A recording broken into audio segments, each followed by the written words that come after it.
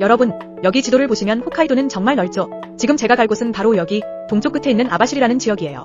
보통 아바시리를 가실 때는 여기 있는 메만베스 공항으로 바로 가는 게 가장 좋은 방법인데요. 한국에서 직항편이 없기 때문에 신치토세 공항에서 국내선 타고 가면 1시간이면 갑니다. 그런데 저는 처음 계획할 때 아바시리 쪽을 갈 생각이 없었거든요. 그래서 국내선을 따로 구매하려고 했더니 너무 비싸서 JR 열차로 이동해서 약 8시간 정도 걸렸습니다. 혹시 여러분 중에 아바시리 여행을 처음부터 계획하시는 분이라면 메만베스 공항으로 가는 항공권을 꼭 추천드릴게요. 그래도 기차 여행이 나름 매력이 있으니까 풍경 구경하며 가는 재미도 있답니다. 그럼 기차 여행부터 유빈까지 홋카이도 겨울여행 제대로 소개해드릴게요. 아침 10시쯤 신치토세 공항에 도착했어요. 앞에 도착한 비행기가 없어서 그런지 입국 심사부터 짐 찾는 곳까지 딱 10분, 진짜 빠르게 나왔습니다.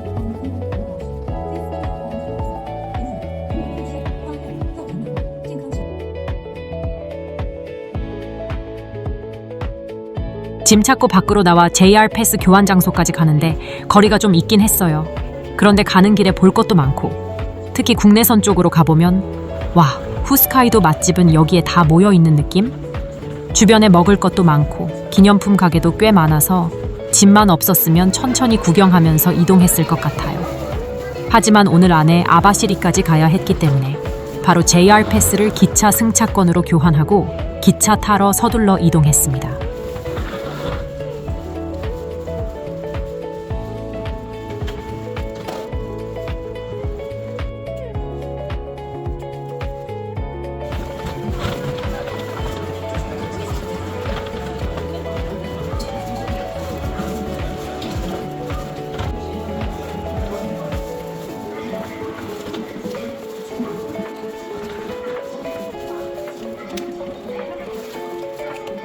이번엔 JR 홋카이도 레일 패스를 온라인에서 직접 구매하는 방법을 알려드릴게요. 먼저 JR 홋카이도 공식 사이트에 접속해주세요. 메인 화면에서 홋카이도 레일 패스 메뉴를 클릭하시면 다양한 종류의 패스가 나오는데요. 일정에 맞는 패스를 선택해주세요.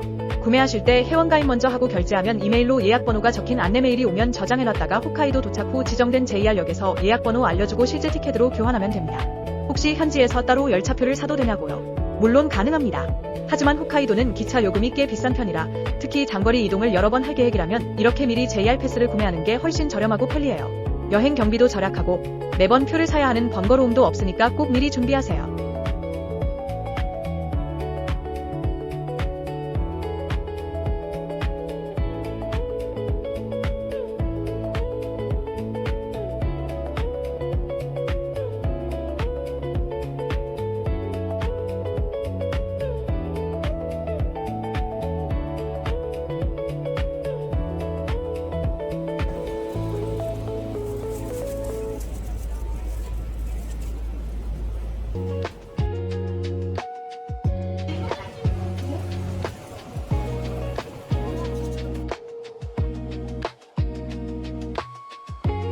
신치토세 국내선 쪽 식당에서 기차 안에서 먹을 도시락이랑 간식들을 미리 사뒀어요.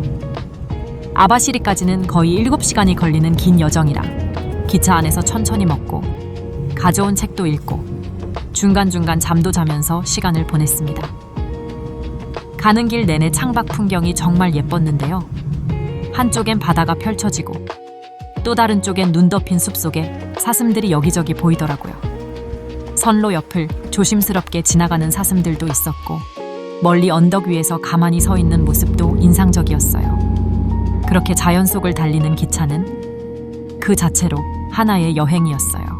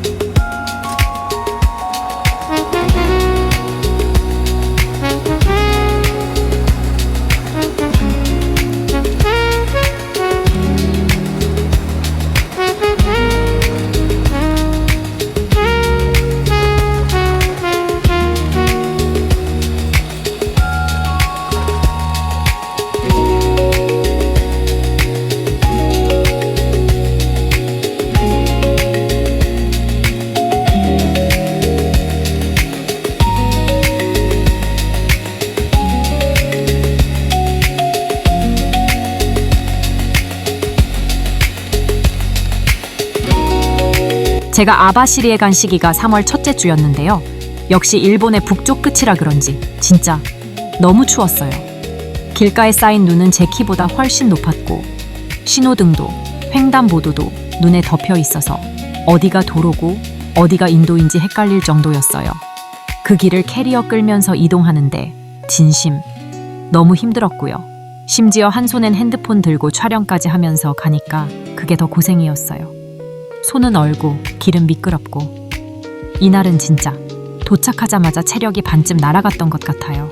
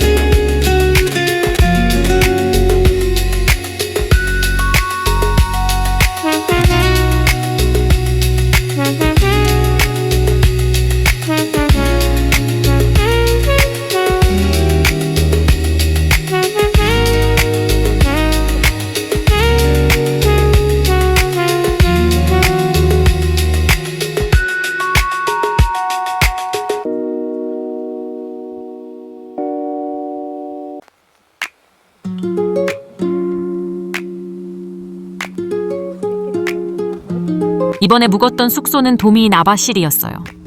가기 전에 후기를 좀 찾아봤는데 대부분 온천이 있어서 너무 좋았다는 얘기가 많더라고요. 사실 따로 온천을 찾아갈 시간은 없었기 때문에 숙소 안에 온천이 있다는 점이 정말 마음에 들어서 바로 이곳으로 예약했습니다. 운 좋게 극성수기를 살짝 피해간 덕분에 가격도 크게 부담되지 않았고요. 도착해서 저녁 먹고 피곤한 몸으로 온천에 들어갔는데 진짜 너무 좋았어요. 그래서 그 다음날 새벽 러닝하고 나서 한 번 더 다녀왔습니다. 짧은 여행 속에서 일본 온천의 매력을 제대로 느낄 수 있었던 곳이라 저도 추천합니다. 체크아웃을 하고 나서는 짐은 호텔에 잠깐 맡겨두고 당일치기로 쓸 렌터카를 빌리러 도요타 렌터카 아바시리 지점으로 걸어갔어요. 지도상으론 그렇게 멀지 않은 거리였는데 눈길이라 그런지 생각보다 훨씬 오래 걸렸고요. 가는 길이 가도 끝이 없다는 느낌이 들 정도로 좀 멘붕이 살짝 왔습니다. 그래도 도착해서 렌터카 사무실에 들어가니 직원분은 한국어는 못하셨지만 한국어 안내문을 딱 꺼내주시더라고요. 차량 조작법도 간단히 설명해주시고 서로 짧은 영어로 대화하다가 안 통하면 바로 번역기 켜서 대화해서 큰 어려움 없이 렌터카 수령도 생각보다 수월하게 마무리됐습니다. 차를 빌린 뒤에는 다시 호텔로 돌아가서 아까 맡겨둔 짐을 찾아서 바로 트렁크에 실었어요. 짐 정리하고 숨 좀 돌릴 틈도 없이 바로 아바시리 유빙 크루즈 타러 항구로 출발했습니다. 날씨는 춥고 눈도 많았지만 유빙을 직접 본다는 기대감 때문에 마음은 진짜 두근두근했어요.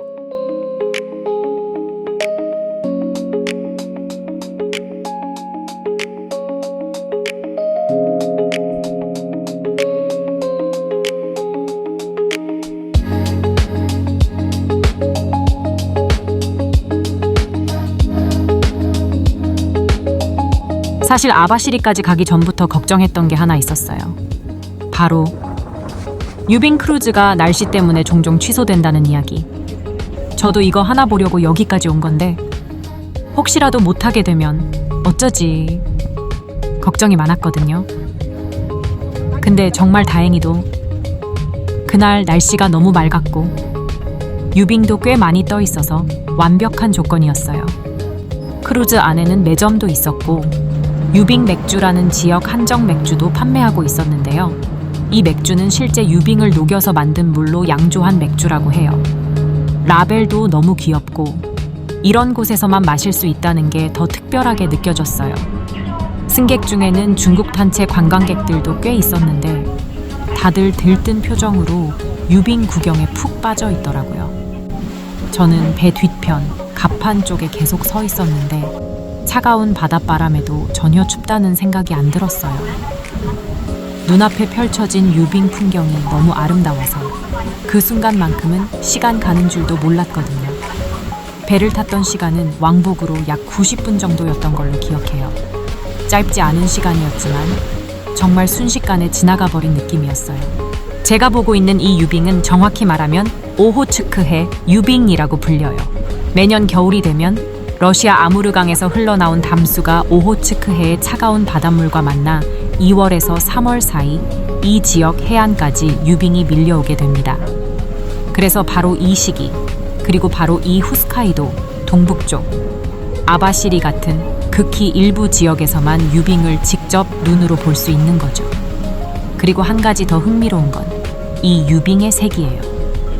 우리가 흔히 떠올리는 새하얀 얼음이 아니라 살짝 푸른빛이 감도는 얼음이 보이죠. 그건 이 유빙이 눈이 아니라 바닷물이 얼어서 생긴 얼음이기 때문이에요.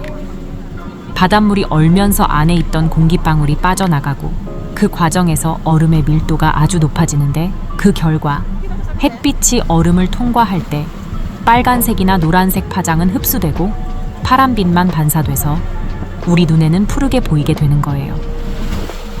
이런 유빙을 이렇게 가까이서 눈으로 직접 보고 느낄 수 있다는 게 정말 놀랍고 감사한 순간이었습니다.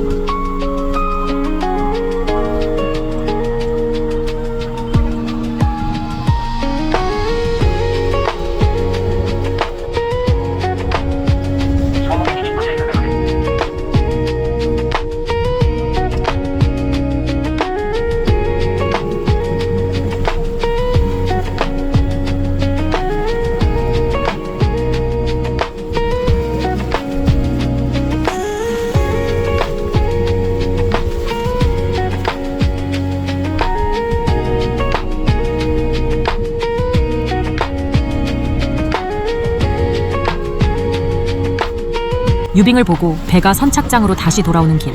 멀리서 누군가가 큰 팻말을 들고 양손을 흔들며 반갑게 인사해주더라고요.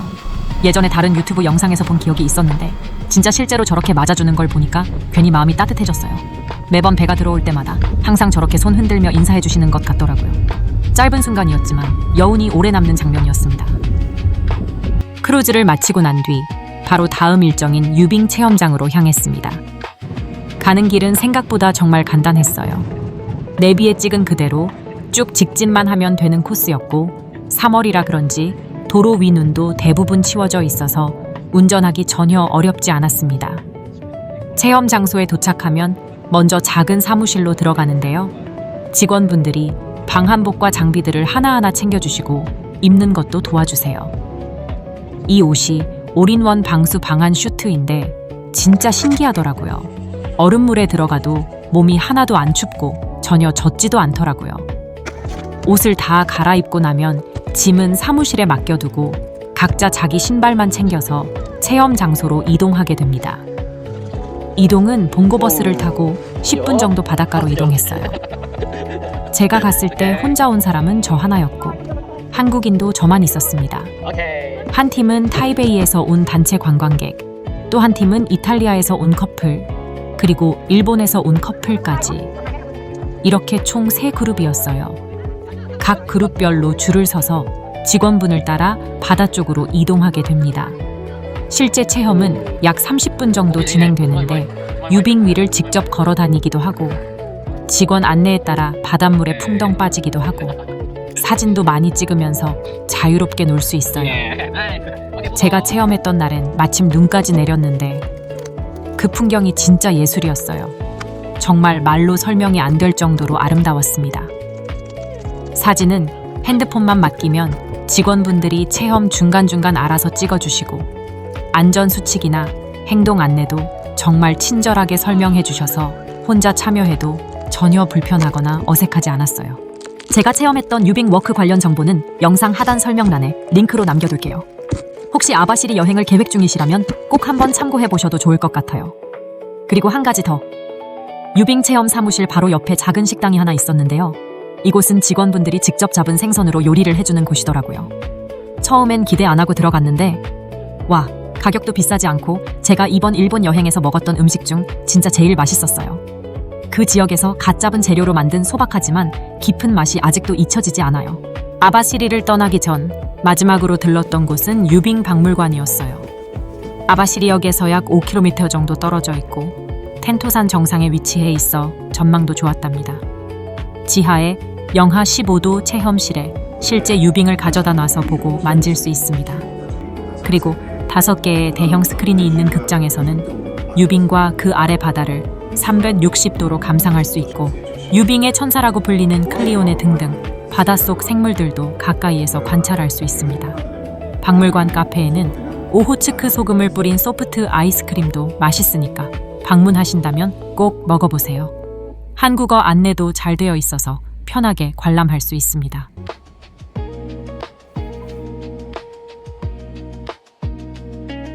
이제 아바시리에서의 여정을 마치고 저는 다시 기차를 타고 아사히카와로 이동합니다. 짧지만 강렬했던 아바시리, 유빙과 바다, 눈 속 풍경, 그리고 친절했던 사람들까지. 이 모든 순간들이 오래도록 기억에 남을 것 같아요. 다음 영상에서는 아사히카와에서 시작해서 눈 덮인 아사히다케 산과 그림 같은 BA의 겨울 풍경을 담은 여정을 소개해드릴게요. 끝없이 펼쳐진 설원과 푸른 연못, 그리고 또 다른 겨울의 매력이 궁금하시다면 다음 영상도 기대해주세요.